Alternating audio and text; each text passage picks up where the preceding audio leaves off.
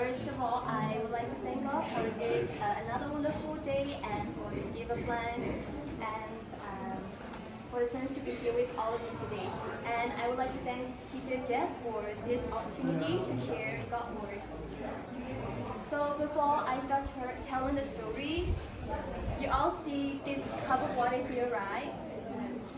So, does anyone in this classroom think that I could control or move or shape the water from this cup with my mind?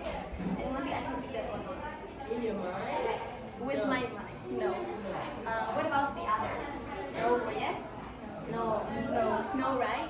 Because I'm just an ordinary person and I have no power, so I could not make that happen. But what about God? Do you think that can He make that happen or not? God. Do you think that can He make that or not? Yes? And this is exactly what we heard from the story that I'm going to be talking today. So today I will be talking about how God helped Moses in delivering Israel people from Egypt.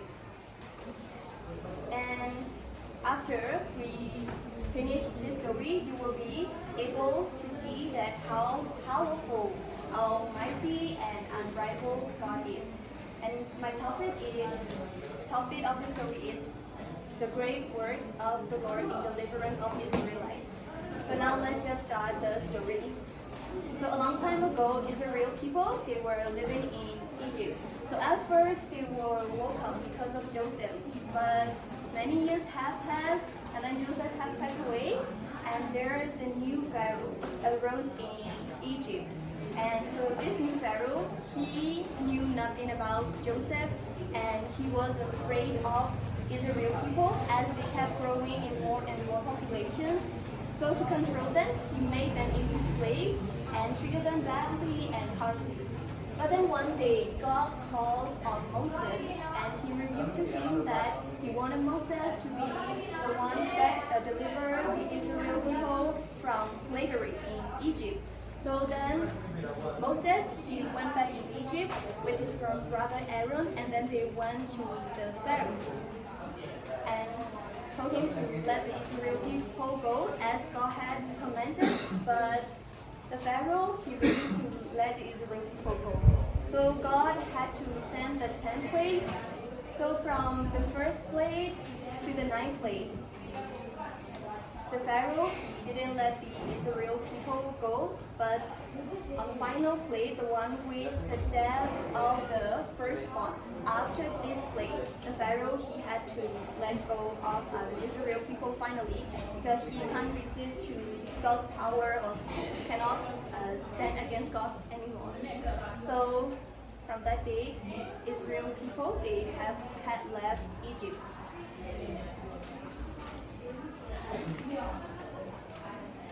So Israel people, they left Egypt from the city called Ramesses, and then to Sukkot, and then to Ethan. And then God told Moses to camp before the land called Pihahiro. Here, you'll see this right, which is next to the Red Sea. So Moses and the people of Israel, they all camped there as God said to them. Now, on the other hand, not long after Israel people left Egypt, the Pharaoh, he got very angry and he was very mad, and he decided to go after the Israel people. So he prepared his chariots, his army, his horsemen, and then went after Israel people. Now back to Israel people. Now they were camping next to the Red Sea with joy and happiness. But then the people, they suddenly heard something. So they looked up, and then they saw that it was Egyptians that chase after them. So the people started to get panic, and Moses, he tried to calm them down, but it didn't work. And at that moment, God told Moses to go to the sea and raise his rod. So now I would like you all to open your Bible, please.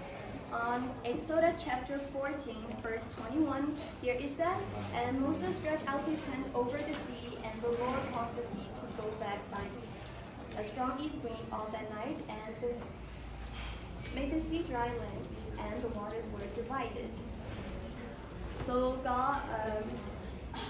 Moses, he went to the Red Sea, and he did as God told him, that he stretched out his hand towards the sea, and then the sea divided into two parts.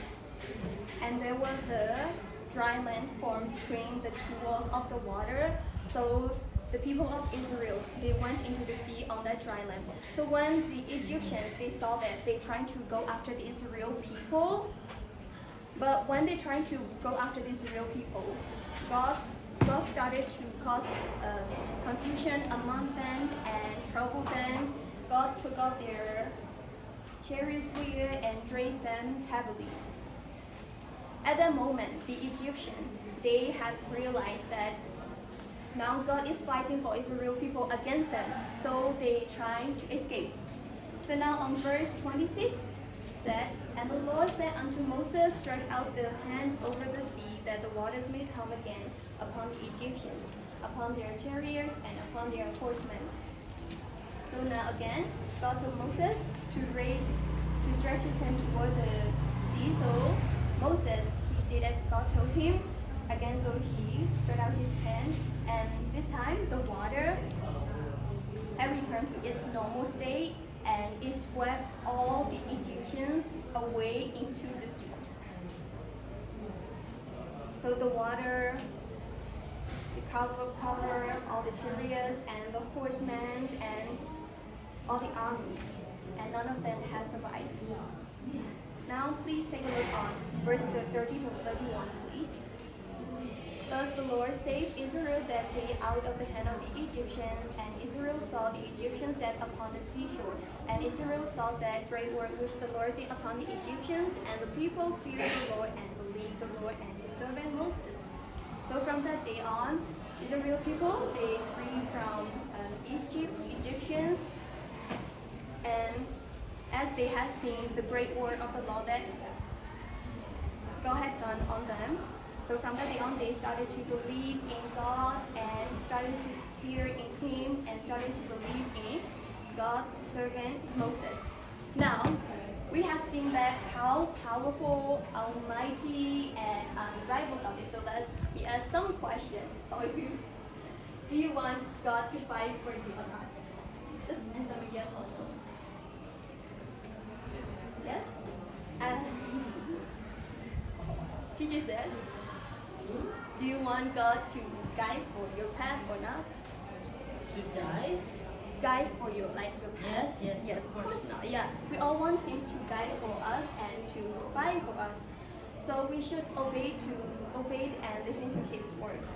So from this story, I'm pretty sure that we have learned many things, and I would like to highlight on 3 points that I like the most, and I hope that everyone here can apply them in your life, also including myself. So the first one is, God is the most powerful and unrivaled being. When you trust in Him and when He fights for you, no one, nobody, no enemy can resist or cannot stand against Him. And He will bring victory to you. And the second point is, God always has better plan for you. No matter what you have gone through in your life right now, you might be feeling sad, you might be feeling down. So just always remind yourself that He always got better plan for you, so you shouldn't be worried at all. And the last one is, disobeying God brings consequences. If we look back in the history, if the Egyptians they sinned to God, they would not have been destroyed by God, and they would have survived. So, and these are all the things I want to share with all of you today. And I hope that you all enjoyed the story. And thanks for listening from the beginning to the end. Thanks for your patience and your time. May God bless you all.